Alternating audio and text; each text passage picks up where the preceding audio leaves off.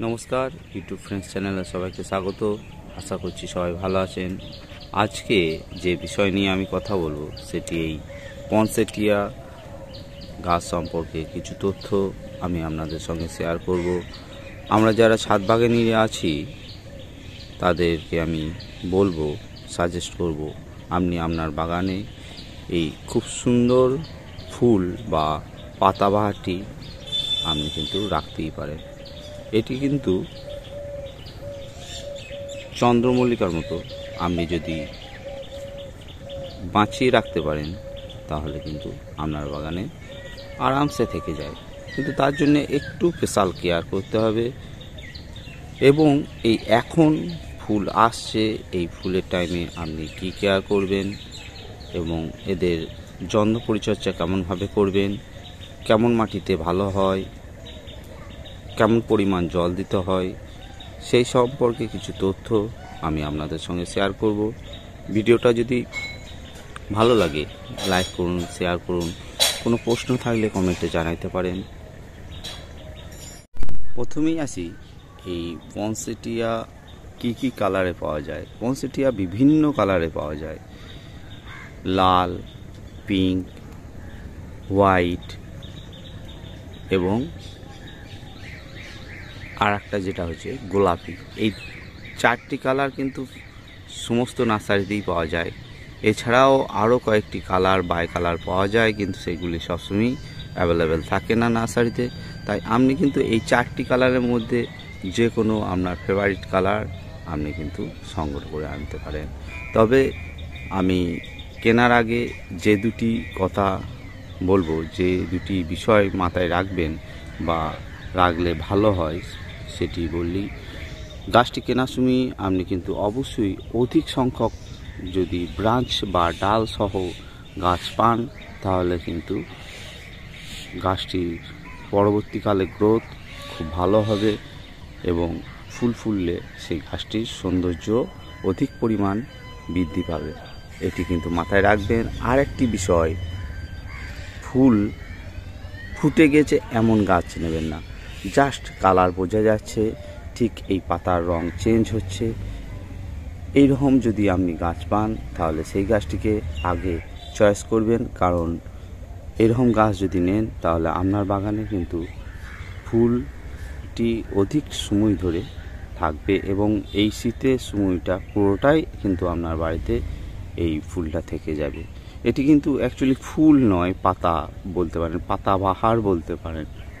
এই পনসেটিয়া কেমন ধরনের মাটিতে প্রতিস্থাপন করবেন, এটি কিন্তু ওয়েল ড্রেনেজযুক্ত মাটিতে আপনাকে প্রতিস্থাপন করতে হবে। কারণ এ জল পছন্দ করে, কিন্তু জল গাছের গোড়ায় দাঁড়িয়ে থাকা একদমই পছন্দ করে না।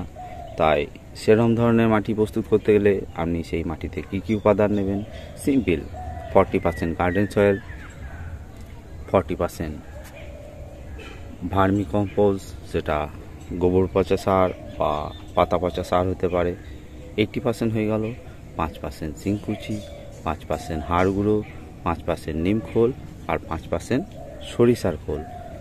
আর সেই সঙ্গে অবশ্যই মনে করে যে কোনো একটি ফাঙ্গিসাইড, সেটি সাব পাউডারও হতে পারে, 5 গ্রাম ভালোভাবে মিশিয়ে নেবেন।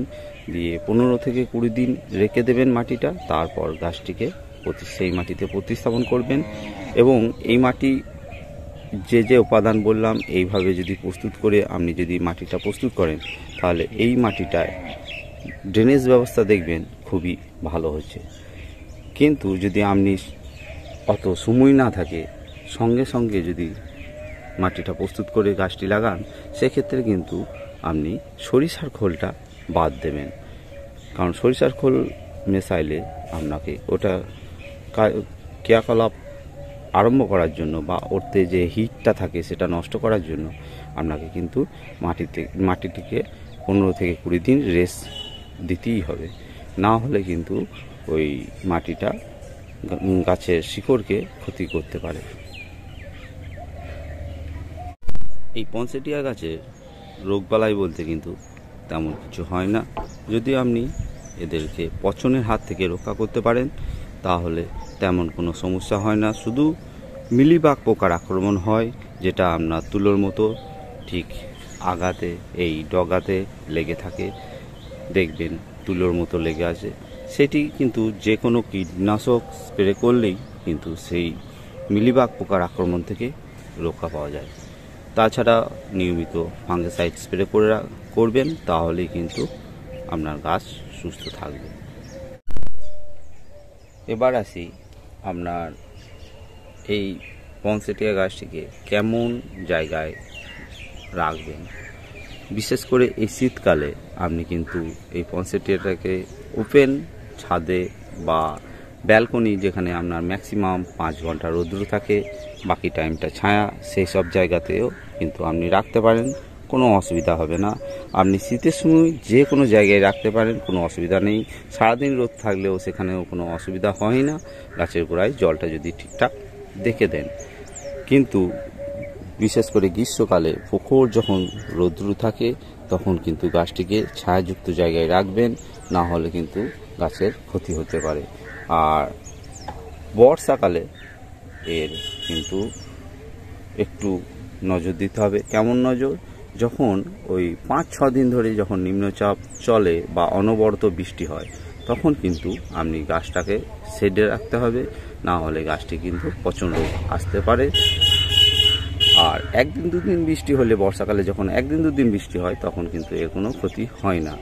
কিন্তু আপনাকে সারা বছরের যে কেয়ার, সেটা কিন্তু আপনাকে এই রৌদ্রুর এই নিয়মগুলি কিন্তু মেনে চলতে হবে। সঙ্গে 1 মাস অন্তর যে কোনো একটি ফাঙ্গিসাইড, সেটি ফ্লেক্স সুপার হতে পারে বা সাপ পাউডার হতে পারে, বা বাজার থেকে অনেক কিছু পাওয়া যায়, যে কোনো একটি ফাঙ্গিসাইড আপনাকে কিন্তু 1 মাস অন্তর স্প্রে করতে হবে।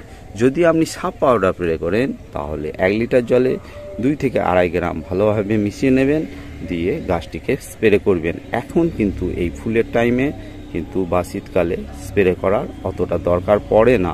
অন্য টাইমে 1 মাস অন্তর আপনি কিন্তু এই ফাঙ্গিসাইডটা স্প্রে করে যাবেন, এবং স্প্রে করার পরে যে অবশিষ্ট লিকুইডটা থাকবে, সেটি কিন্তু আপনি গাছের গোড়ায় ঢেলে দেবেন। তাহলে গাছের শিকড়েও কিন্তু ফাঙ্গাস আক্রমণ থেকে রক্ষা পায়।